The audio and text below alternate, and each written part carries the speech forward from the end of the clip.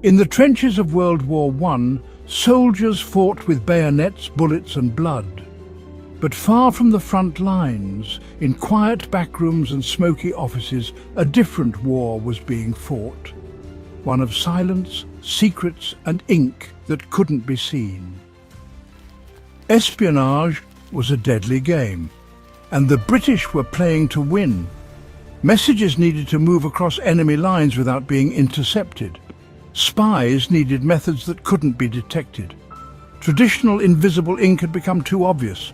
Lemon juice, milk, vinegar. Everyone knew the tricks and the Germans were catching on. So British intelligence looked for something new, something that couldn't be traced, something no one would suspect.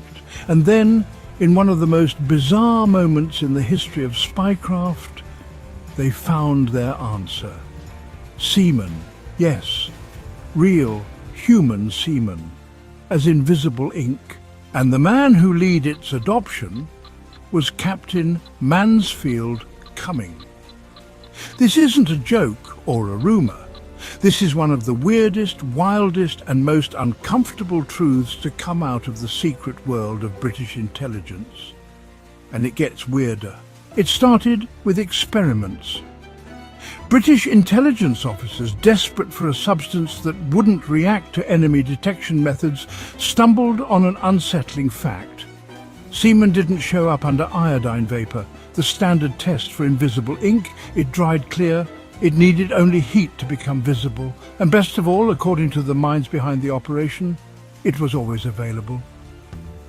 No chemicals, no suspicious tools, just focus and dedication. In official documents, the solution was pitched with a straight face.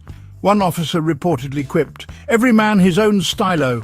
It was a clever pun, but a disgusting reality. Agents were discreetly instructed to test the method themselves. In field conditions, under pressure, with lives on the line, they were told to produce their own ink, on command, and to use it to write messages that could only be revealed with heat.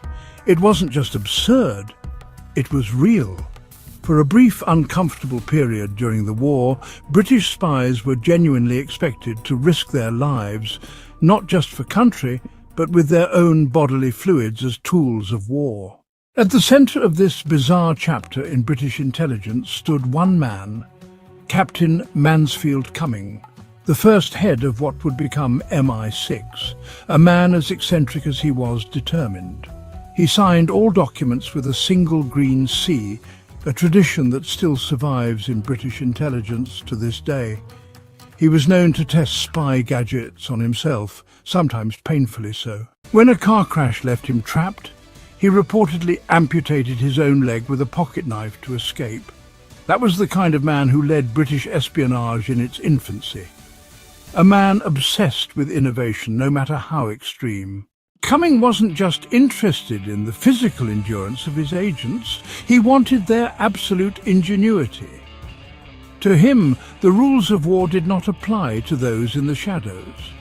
There were no limits, only solutions. No idea was too odd if it could keep an agent alive or get a message through the front lines. And when Seaman emerged as a candidate for invisible ink, it fit perfectly into Cumming's twisted but effective logic. In the minds of MI6 leadership, Seaman was not embarrassing, it was brilliant. It was free, organic, hard to detect, and required no external materials. The thinking was cold, practical, and utterly devoid of shame. If it worked, it worked. British spies were not expected to be comfortable, they were expected to be clever. Even if that cleverness meant sitting alone in a field tent, preparing ink by hand for a message that might never reach home. This was the reality of British intelligence in the early days, driven by obsession, justified by secrecy, unbound by normal human limits. And for a time they believed they had discovered a secret weapon that no enemy would ever suspect. But it didn't take long before the problems started to surface, literally. While the ink was invisible at first, within days the paper began to smell badly. The same organic properties that made semen undetectable also made it unstable.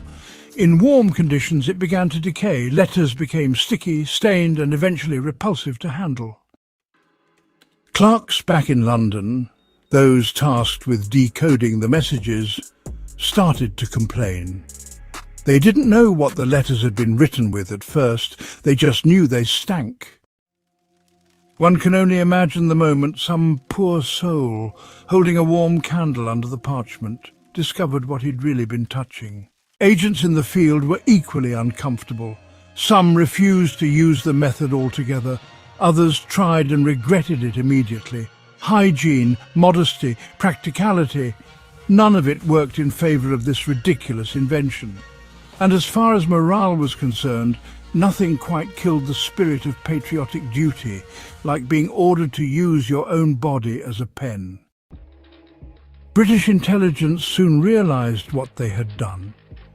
What had seemed like a brilliant innovation in a boardroom turned out to be an embarrassment in practice.